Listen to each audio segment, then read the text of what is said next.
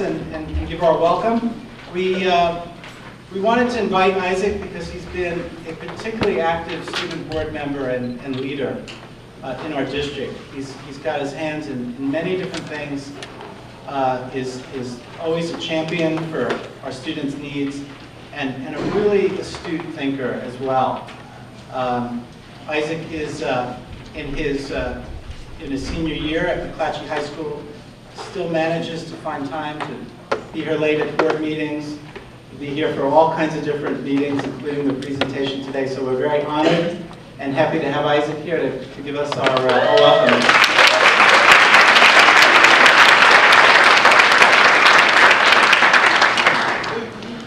Thank you so much, Lawrence. Good morning. I'd like to give a warm welcome to each of you for making the time in your busy schedules to be here this morning. Today, we're here to learn that there's no time to lose for the work and progress that needs to be made for our lesbian, gay, bisexual, transgender, and queer young people. We're here today to learn, expand our comfort zone, and discover the tools to assist a struggling community as they journey to adulthood. A journey with many bumps, a journey with much uncertainty and confusion, a journey that often causes unnecessary angst, depression, and scarring experiences. A journey that tragically takes the lives of far too many children and young adults. Emotional struggles will become less harsh for young people by your time spent here today. Lives will be changed by your time spent here today through the guidance and support skills you will hopefully walk away with. Lives will be saved by your time spent here today. Being a member of the LGBTQ community isn't easy. While it's never been easy to be an LGBTQ young person, now it seems more difficult than ever. Our LGBTQ young people are put in a constant crossroad, with many people welcoming and supportive of who they are, and a few the complete opposite. It's more difficult than ever to navigate through the support and hate present in the world of a teen who identifies as lesbian, gay, bisexual, transgender, or queer. Where 30 years ago it was really dangerous to be out as a young person, and now as an adult for that matter, now most people are welcoming, while being out with other people will result in tears, broken bones, and death threats. LGBTQ youth must tread delicately as they chart through the waters of their lives, uncertain of who to trust, only certain that their tears will drown them. An LGBTQ child is left trusting very few people as a result, constantly conscious of how he expresses himself, constantly left with a lack of stability. LGBTQ or not, we've all had traumatic experiences. We've all been bullied. We've all been harassed. But being called fag on a regular basis as you walk through the halls of your school, that creates an emotional wound so much deeper. And the fact that I can't do anything about it, and that I don't feel comfortable to talk to anyone about it, time after time, makes me not want to go to school. It angers me. It affects my grades. It's something I can't change, but it's something we, as educators, can. We can offer the support our kids need. We can make them feel comfortable for being who they are. We can appropriately identify and curb bullying behavior. We just need to make the time for it. Time is a powerful tool, especially on this journey. Time has the power to save lives, and that's why we have none to lose. When 30 to 40% of a group of people attempt to take their lives, we have no time to lose. When 90% of a group of people have been bullied within the past year at school, we have no time to lose. When 67% of a group of people have been sexually harassed within the past year, we have no time to lose. The time to do something is now. We must assist our struggling LGBTQ young people and give them the support to succeed just as equally as their heterosexual peers. I'd like to welcome you to today's conference, and I encourage you to have an open mind and have open limbs. Because what you will learn today will not only be thought-provoking, but it will require action when you wake up tomorrow. With that, I need to head back to school, and it's both a pleasure and honor of mine to reintroduce a friend and coworker, Lawrence Schwecke, the Coordinator of Support Services for the Sacramento City Unified School District.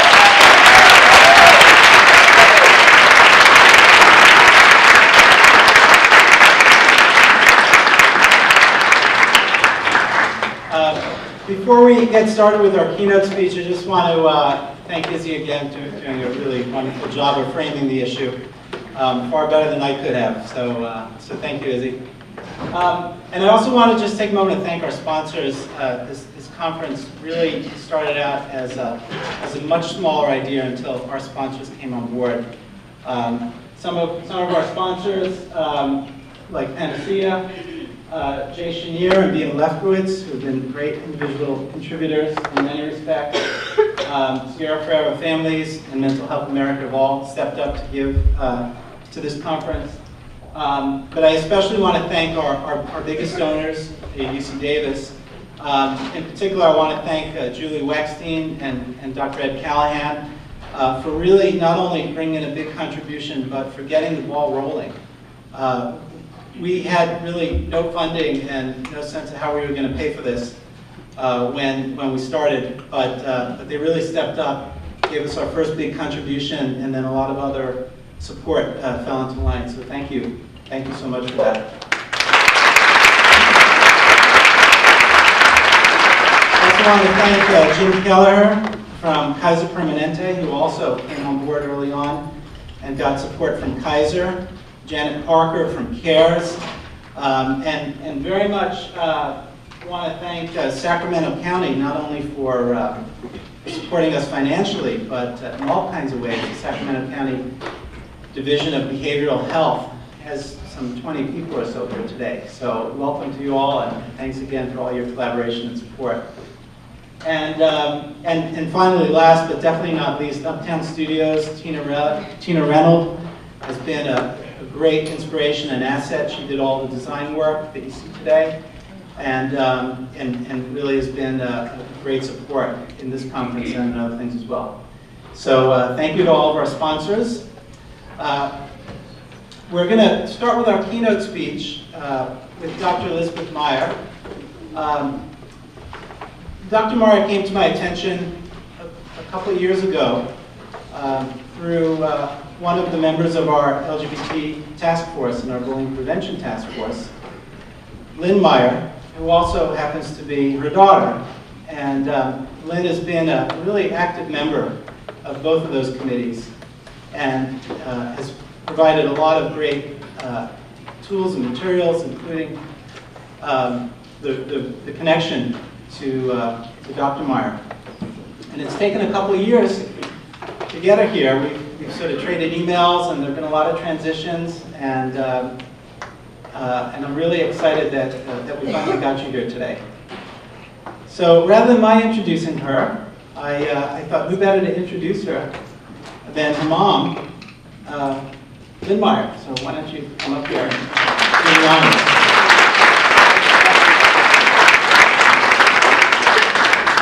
Thank you, Lawrence. This is indeed a great honor and a pleasure. I'll get through this without crying. It's my allergies. Excuse me. Elizabeth Meyer, fondly known to me as Liz, has been a challenge throughout her life, but a wonderful challenge. She has accepted and moved probably through 6 or 8 schools as a child of a military family, and we moved many times, so she had to sort of start her youth in a different place every other year, which is never an easy thing for a student to have to do, to go to different places and make new friends in many different places and not know what to expect. And I kind of attribute her fluidity in moving to some of the things, the challenges that she has accepted later in life as an educator, because this kind of boosted her up and gave her a confidence that a lot of kids don't get, because they either get mowed down by it or they move on. And Liz has always been a person who moved on. So she accepted those challenges, and whether she was as a young adult doing a science project at school, whether she was in theater doing an acting project, P.S. she was in Vagina Monologues, and other things that she did as a student leader, as a bike trip leader, as many of the different facets of her life, she's always accepted challenges and carried them well. And now as an author, an educator, a researcher, a consultant, she has just done wonderful things, and I'm very proud of her. And as her mother, I will introduce you to your keynote speaker, Dr. Elizabeth Meyer.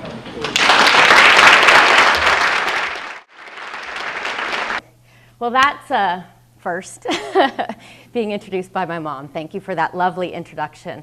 I also really do want to thank Lawrence Schwecke and his whole team, particularly the members of the LGBTQ and the Bullying Task Force, because I know there's been a lot of work done on the ground over years with students and teachers and administrators and families to create the context to make a conference like this, of this caliber, possible. And so I want to thank all of you for taking the time and making this a priority. Because just as our student speaker pointed out, and this aptly titled conference, there is no time to lose. So thank you, and thank you very much for the invitation to come be here today. I really want to get a quick pulse of the audience. I'm curious to know who's in the room. So if you could let me know if you are working primarily with elementary age students. If you could raise your hand if you work primarily with elementary age students. Great. How about those of you who work primarily with secondary age students? And those of you who are kind of more support services, work across the age spectrum and multiple? Wonderful. That's fantastic. Thank you. That really helps me know who's here, and it's really wonderful to see such a diversity of service personnel and support educators, because we know that these issues don't start in high school. Unfortunately, a lot of places feel like we can only talk about it in high school, but we know it starts very, very young, even before they enter schools. So what I'm going to talk to you about today. First, I'm going to talk to you about why I got into studying bullying and harassment, and then begin talking a little bit more specifically about, let's get a better definition of these terms. I think they're overused, they're misused, they're misunderstood, and we need to have a shared vocabulary before we can move forward. I also, in my work, talk very much about why gender is a central aspect that we need to understand more deeply, and how it influences many forms of bullying and harassment in schools. Then I'm going to share with you a little bit of my research that I did with a select group of secondary educators that explored some of the challenges that teachers experience when they're trying to better intervene in various forms of biased harassment. And looking at some of the legal and policy context here in California, and then moving to steps to action. I love this professional conference to activate change, because that's what we're all here for, because we know the status quo is not sufficient. We must make a change, and that's what I hope to leave you with. So I'm not good at standing still, so is this working? Is this on? Is this now working? Is this on? Okay, great, yeah. I was a high school teacher. I don't stand still very well. So my first teaching job, I was working at a small high school in upstate New York. It was 1993. And it was a hockey school. So we had 3 male hockey teams, no football, no women's hockey teams. And in this school, this first experience with teaching, I wasn't sure if I wanted to be a teacher, but my contact with my students, my experiences there over the year made me realize that yes, this is what I want to do. But over the course of the year, I began to see all of these issues of sexism and homophobia and racism emerging in this fairly homogeneous school community that had this very macho hockey ethos. And so that's sort of where one of my professional challenges began. Because as my mother intimated, that I've had a challenging path, because I don't always know when to hold my tongue. And so that sort of ended my first teaching job. But that was almost 20 years ago, and it's really weird to say that I've been doing this work for almost 20 years.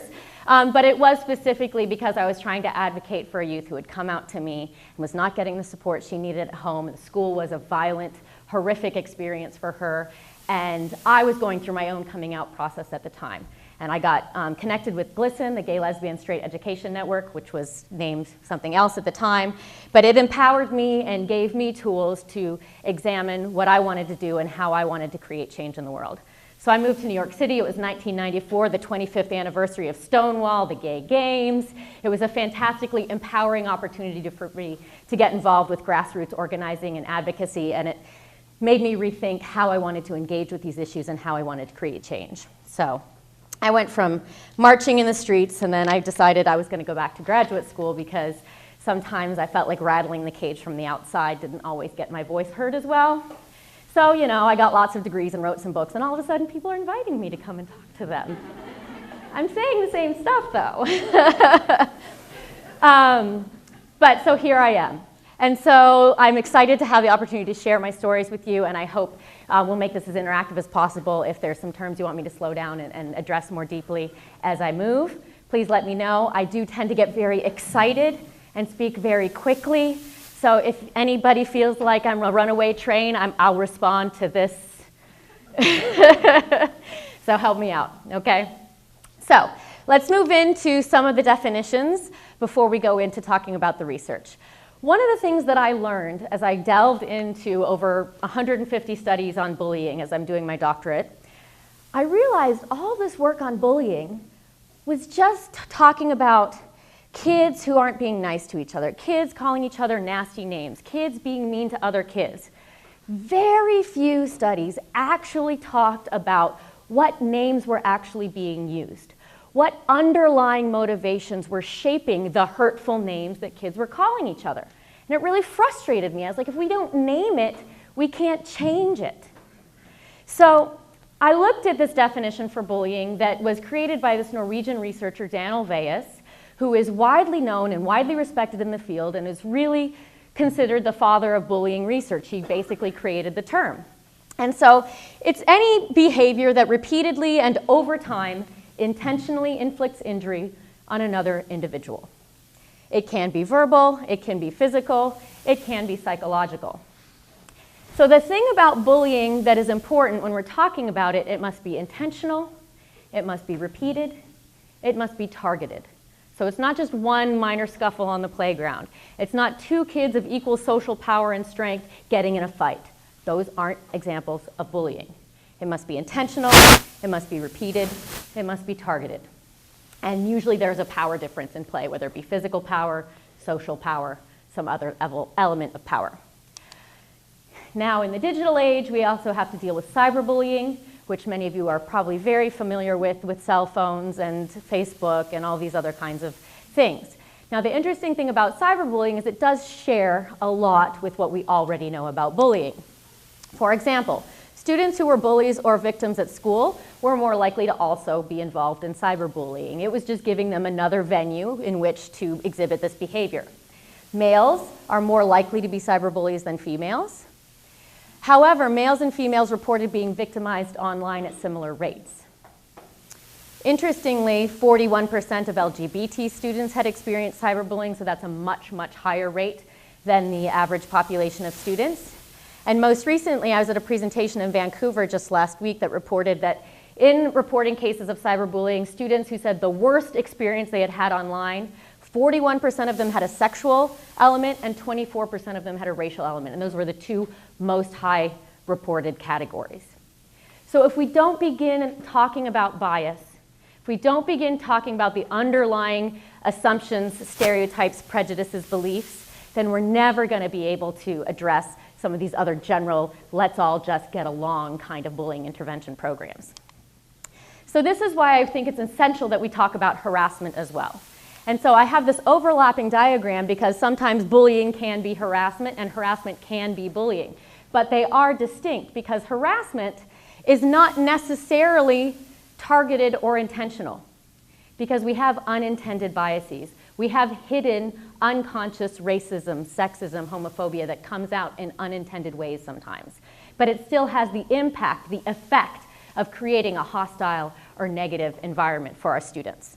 And so this is how harassment is different from bullying. And I think a good example that I can think of is if you think of a group of male students who maybe bring in the Sports Illustrated swimsuit issue to school. And they're sitting around talking about objectifying all the female body parts. They're not targeting their female peers with that behavior, but their female peers are surrounded by that language, that behavior. They experience it, they feel it, they're impacted by it. So that is sexual harassment. It does create a hostile climate, even though it might not be intentional or targeted.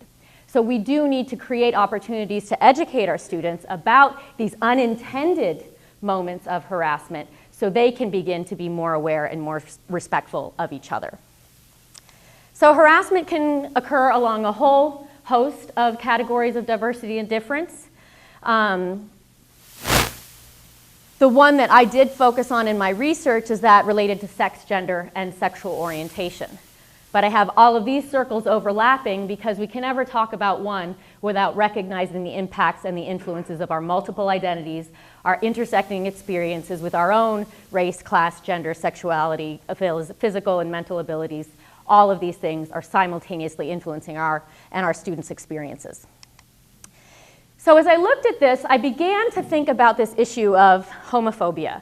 I started looking in my master's degree, I looked at equal educational opportunity for sexual minority youth. So I focused specifically on the issues of LGBT youth in schools. But as I got into my doctorate, I started looking at this problem of homophobic harassment. And the more I looked at it and the more I read, and I looked at feminist research and anti-oppressive pedagogy and queer pedagogy, I realized it's not just about the LGBTQ youth. It's not just about the kids who openly identify or readily begin to question and address issues of sexual orientation. It's about every kid who experiences a hostile climate because of the limiting restrictions that are put upon them, because most homophobic harassment is influenced by some kind of gendered bias. A boy who fails to be appropriately masculine. A girl who somehow is not feminine enough, is not into fashion, doesn't wear the right makeup, isn't boy crazy. Those are the types of students who often are most targeted for anti-gay or transphobic harassment. So even though it's essential and important that we name and put the needs of our LGBTQ youth at the forefront, we also have to recognize that we are doing this for all youth, because this impacts all youth. Anybody whose expectations or opportunities are limited because somebody said, you can't be in a chorus because that's a faggy thing to do.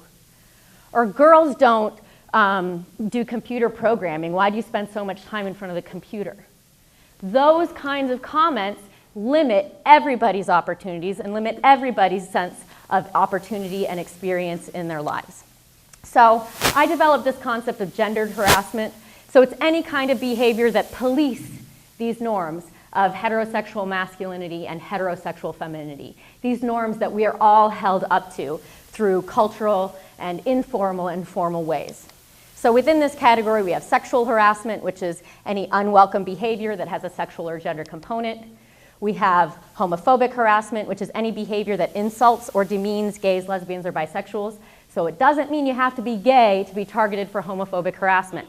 It's the use of any negative language or mocking a stereotypically effeminate gay male to get a laugh. All of those behaviors are homophobic in nature.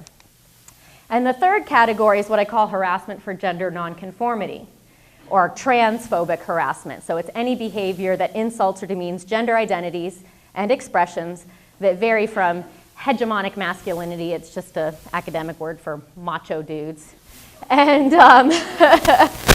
femininity for females. So it's also related to transphobia. So I invite you to think about these behaviors as related because of this underlying gendered nature. So what do we know about research? As I delved into the studies on bullying and harassment, and I wanted to find research that talked about what are the names that kids call each other, what are the common insults that we hear most in hallways and schools, I came across the great work. I'm a huge fan of the Gay, Lesbian, and Straight Education Network. I think they produce amazing research. They produce phenomenal educational materials.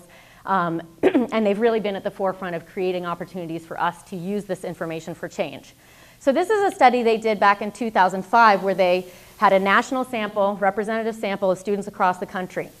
And I just want you to look for a second at these categories. Body size, perceived to be gay, lesbian, bisexual, gender expression, school ability, race and ethnicity, money and religion. And I just want you to think for yourself, take a guess. What do you think would be the top 1 or 2 categories? And now, it's important to also acknowledge every school culture is unique. So what you experience in your school might not be representative of what's happening across the country, but it's true and it's important to recognize the culture of your school. And so you might not be wrong just because your answer doesn't reflect what's happening across the country, but it's something to pay attention to as well, that maybe what you're seeing isn't what your students are experiencing. So just take a guess, because then the data becomes more interesting and like, oh, I was right, oh, I was wrong. So here you go. Most common form of harassment is based on appearance or body size. Second is perceptions of being gay, lesbian, or bisexual. And the third is your gender expression. And now if we break this down by the students who identified as lesbian, gay, bisexual, transgender when they responded, disproportionately targeted across every category of difference. So it's not just the homophobic harassment they're experiencing. They're experiencing lots of different kinds of harassment. And then the non-LGBT students pretty much have set the mean there, so they're on par with the average. And then what I think is interesting about this data is they are also able to break it down by a few ethnic categories. Black and Latino were the only categories that they reported. So that's their data, not mine. But so it's the same data, but let's look at how it breaks down by racial groups. Yes? It might be useful to define gender expression. Okay, so gender expression is the way others perceive the way you inhabit your gender. So your perceived masculinity or your perceived femininity, how you walk, how you dress, accessories you choose to wear or choose not to wear, your tone of voice, the amount of expression that you put in your gestures, those are all elements of gender expression. Any other questions? Thank you. So again, same data, and if we break it out by categories of race, so white students, slightly below average on just about every category. And if we look at our students of color, our black students, disproportionately targeted across all categories except race and ethnicity. So maybe we're doing a pretty good job stopping racist name calling, but not really paying attention to all the other ways our students of color and our Latino students as well are experiencing hostile climates in their schools. So when I say this is an LGBT issue, but it is everyone's issue, we need to recognize how by tacitly accepting a lot of this behavior, we're allowing hostile climates to continue for all of our students across a lot of categories of difference. Now, this was some interesting California data just right here out of UC Davis, where they asked students about their harassment, their experiences for gender nonconformity. So if people made fun of you for not being as masculine as other boys or for not being as feminine as other girls. And all students, about 27% of all students had experienced some form of harassment based on gender nonconformity. Students who identified as gay, lesbian, bisexual, transgender, almost half had experienced this. So it shows the strong connection between sexual orientation and gender expression. Even though they're distinct categories of identity, oftentimes in our society we confuse them and take gender nonconformity to be proxy for somebody's sexual orientation. So you see people who are also harassed based on their perceived sexual orientation, not that they actually identify as gay, lesbian, or bisexual, but their perception that others think they're gay, lesbian, or bisexual, 50%. So when we talk about confronting gender stereotypes in schools, this is the kind of stuff we need to get at. That if girls are being limited in their opportunities in pursuing traditionally masculine pursuits, and boys are being limited, and trans students are being limited because people feel like they're not inhabiting their bodies appropriately, like who are we to decide how to inhabit your body and move through the world? Right? It's this kind of behavior, getting at these underlying expectations of gender, that we as education professionals need to start working through for ourselves as well as for our students. So as I mentioned, transgender students, unfortunately, this is a target category that is disproportionately targeted in many ways. Oops, what just happened? There we go.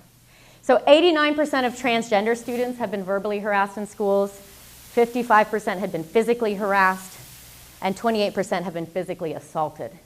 So this is a group of students that is particularly vulnerable when we talk about GLBT together.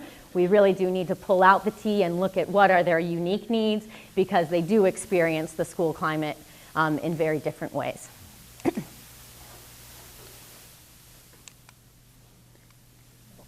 So what we know about bullying and harassment is it has a whole host of negative consequences that our student speaker spoke about from the very personal level. It can also be supported in the research. But if we're talking about improving our students' learning, improving test scores, improving attendance, these are the things that we also need to get at, because the absenteeism and the academic performance are the first two things to suffer when students are feeling harassed or targeted in their school communities.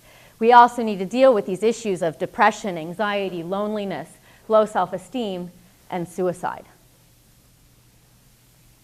Impacts their physical health as well as substance abuse problems. So this was one of my huge motivations to embark on my field of research, was because I saw firsthand how this was impacting my students, and it moved me to do more, to understand more, to be better for them. So this was the last piece of data that I want to share with you before I move into my research, because this is really what shaped my question.